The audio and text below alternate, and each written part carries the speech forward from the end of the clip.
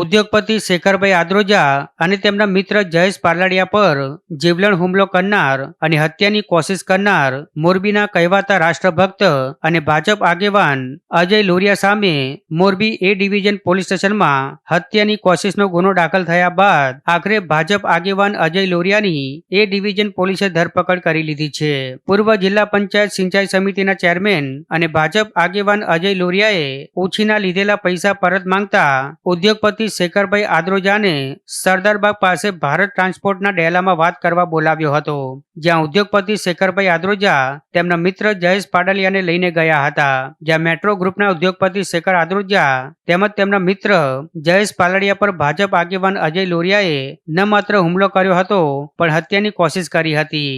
આથી બંનેને ગંભીર ઇજાઓ પહોંચતા સારવાર માટે હોસ્પિટલ ખસેડવામાં આવ્યા હતા. જે બાદ ફરિયાદના આધારે મોરબી એ ડિવિઝન પોલીસે અજય લોરિયા સામે હત્યાની કોશિશનો ગુનો નોંધી વધુ તપાસ હાથ ધરી હતી.